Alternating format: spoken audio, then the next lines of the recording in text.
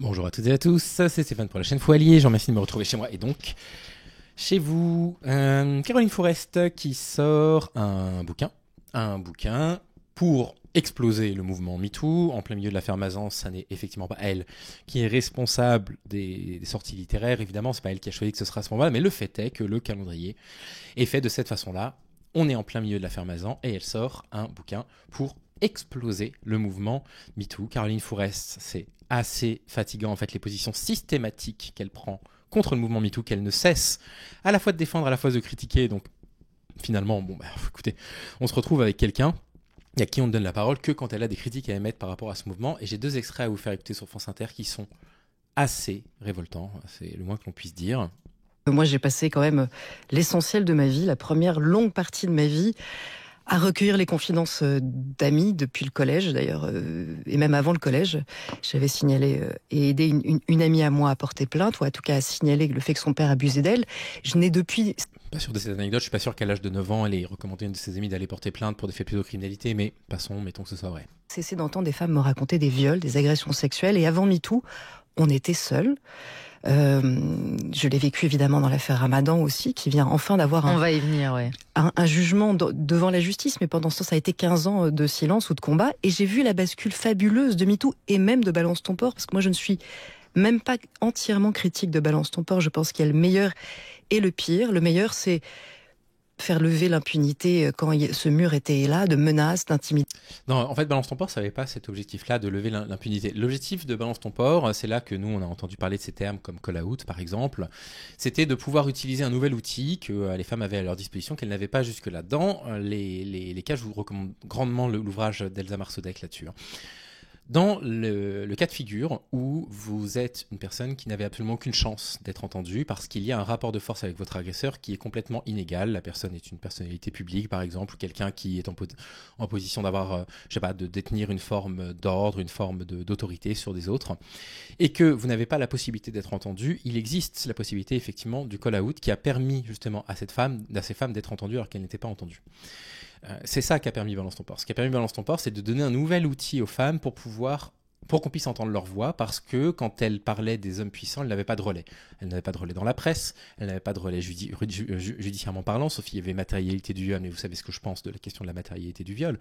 Et donc voilà, c'était ça l'objectif. L'objectif, c'était pas, comme elle va le dire dans un instant, elle a commencé à l'expliquer. Lever l'impunité quand ce mur était là, de menaces, d'intimidation.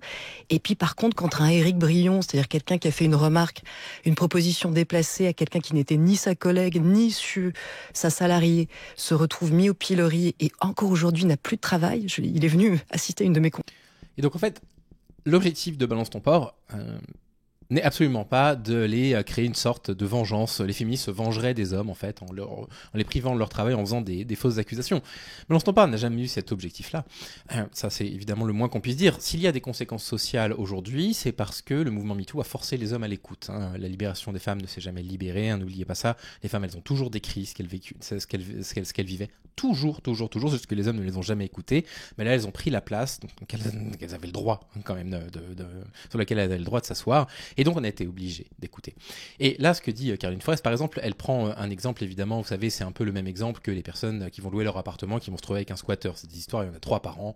Le reste du temps, quand il y a un propriétaire qui fait louer son appartement, il y a un rapport de force qui est disproportionné en faveur du propriétaire, qui applique en général des tarifs complètement démesurés. Enfin, je veux dire, on va pas commencer à dire, oui, mais aujourd'hui, avec les réseaux sociaux, maintenant, les locataires peuvent faire croire que leur propriétaire, machin, non, apparemment, pour les crimes de viol, pour les crimes d'harcèlement sexuel, Caroline Forest, elle évoque quelque chose à redire. Quand elle dit pour une remarque, déjà, une remarque, c'est vraiment une mécompréhension totale. Moi, je peux pas croire qu'elle en soit là. Je peux pas croire que ce soit sincère. C'est jamais une remarque. Les femmes, elles ne reçoivent pas une remarque. Et à la première remarque qu'elles reçoivent dans votre vie, la première remarque sexiste, elles dénoncent. Et la personne, elle trouve plus de travail. Ça marche absolument pas comme ça. Le harcèlement sexiste porte bien ce nom, harcèlement, parce qu'il est continu, parce qu'il est quotidien, parce qu'il provient de dizaines de personnes tous les jours, parce que ça va être dans la rue, parce que ça va être à l'université, parce que ça va être à l'école, parce que ça va être à la maison, parce que ça va être au travail, parce que ça va être absolument partout. Mais qu'est-ce que c'est que ça ? Oh, il y a une femme qui s'est plaint une fois d'une remarque, et puis alors le pauvre homme, il a eu du mal à retrouver du travail. Donc quoi ? Donc le mouvement MeToo, c'est pas bien parce qu'il y a un renversement ? actuellement, et parce que collectivement, on en a marre d'accepter ce genre de propos. Mais si cette histoire, si elle est vraie, si c'est simplement une remarque sexiste, moi je pense qu'une remarque sexiste c'est déjà grave, mais peut-être pas au point de perdre son travail, à l'évidence. Mais si ce genre de choses peut permettre aux hommes collectivement de se dire, eh ben là, faut qu'on arrête de déconner. On a agi en toute puissance. Maintenant, on est forcés, nous pauvres hommes, de considérer les femmes comme des êtres humains comme les autres, qu'on ne harcèle pas sexuellement. Ah, c'est dur pour nous les hommes. Ah, vous vous rendez compte, on est obligé de plus vous considérer comme un objet, c'est compliqué pour nous. C'est une charge mentale importante que vous nous demandez. Vous vous rendez compte de ça, vous les femmes. Eh ben peut-être que c'est pour le meilleur en fait. Peut-être que si collectivement les hommes commençaient à se dire, en fait, le harcèlement sexiste, ça n'est plus tolérable. Et donc, ça n'a jamais été tolérable. Mais là, maintenant, collectivement, on est en train de s'en apercevoir. Et donc, il faut que j'arrête parce qu'il va y avoir des répercussions. Et peut-être qu'on aura fait un grand pas. Conférence, il est venu me raconter qu'il n'a toujours pas pu retrouver de travail. Il est venu assister à une de mes conférences, il est venu me raconter qu'il n'a toujours pas pu retrouver de travail. Évidemment, là, pour moi, c'est un abus de pouvoir et la féministe que je suis déteste les abus de pouvoir. Oui, voilà, la féministe que vous êtes, c'est ça. Déteste les abus de pouvoir. Donc MeToo se transforme en un abus de pouvoir. Je voudrais juste faire un petit truc. Sa salariée, sa proposition déplacée à quelqu'un qui n'était Brion, c'est-à-dire quelqu'un qui... Et puis par contre, contre un Éric Brion, c'est-à-dire... Alors Éric Brion, donc... Je suis désolé, ça va casser le rythme de l'épisode, mais je voudrais vérifier, je ne sais pas qui est Éric Brion, qu'Éric Brion n'ait effectivement pas de travail actuellement. Je ne sais pas qui est Éric Brion. Donc là, il y a un Éric Brionès qui a actuellement un travail à RMC. Je pense que c'est pas lui. Éric Brion, premier accusé de Balance ton porc. En 2022, il a porté plainte contre les femmes qu'il avait accusées en diffamation, donc Alexandra Besson et Sandra Muller. Et il a perdu. Une très bonne chose. Et donc, j'aimerais bien savoir si, effectivement, Éric Brion n'a plus de travail. Alors, il a quand même, si je dis pas de bêtises, sorti un ouvrage aux éditions J.C. Lattès. Donc déjà, il a une forme de travail, d'accord. Voilà, c'est bien lui. Donc, il travaille, du coup, il est auteur, quoi. Et après, voilà, je ne saurais pas trop dire. Bon, j'ai quand même l'impression que c'est des propos un petit peu de victimisation. Et derrière, elle explique, un peu, les femmes exagèrent, tout ça. Elle a une auditrice au téléphone. Et alors là, vraiment, l'expression du mépris le plus total. Qu'on arrête peut-être de croire que c'est aussi grave, ou que ça mérite le même traitement, ou la même réaction, qu'une maladresse, une proposition déplacée que l'on peut remettre à sa place. Non. Laurence, vous... Et donc là, elle est en train de nous faire croire que ce que vous, les féministes, vous êtes en train de dire, c'est qu'il n'y a aucune différence entre un viol et une proposition déplacée que vous mettez à votre place. Elle essaye de faire croire aux gens, ça c'est vraiment les discours qu'on entend à l'extrême droite sur le wokisme, qu'aujourd'hui les féministes ne sont plus capables de faire la différence entre un propos graveleux, qui est déjà pas bien du tout, on est d'accord, et un viol. Vous faites plus la différence.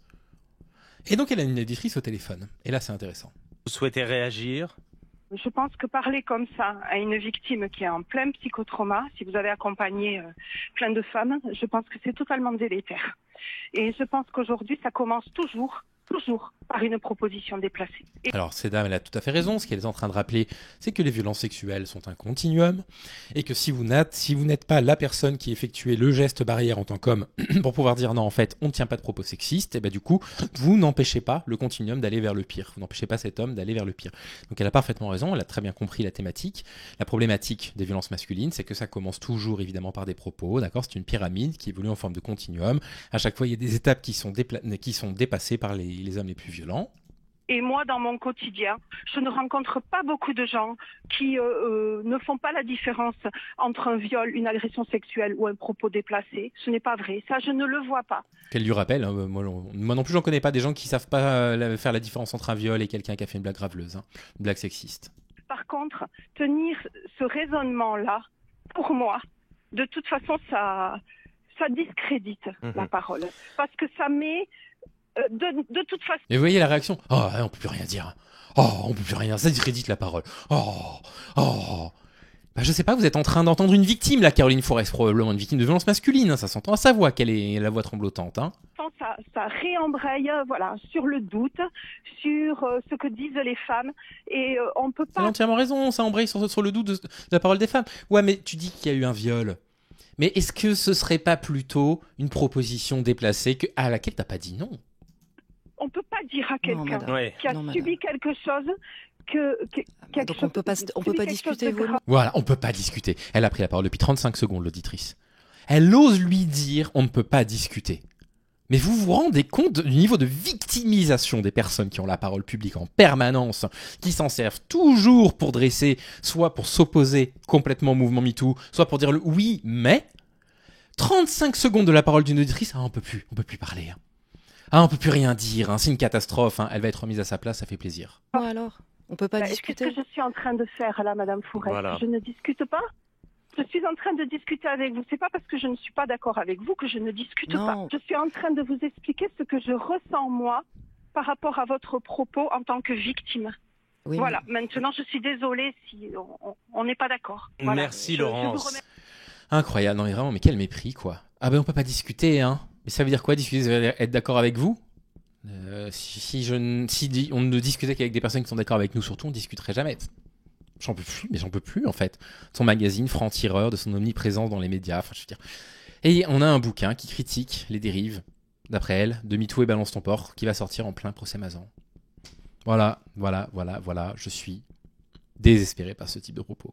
Et tout ce que j'ai à vous dire là-dessus, je suis assez triste de devoir encore parler d'elle, mais bon, c'est terrible parce qu'elle est vue par certaines personnes comme une féministe et une défenseuse des droits des femmes, quoi. Elle est perçue comme telle par certaines personnes. Enfin, je veux dire, ces propos vont à l'encontre, évidemment, de tout ce en quoi moi je crois. Allez, bonne journée les amis, bon 14 septembre.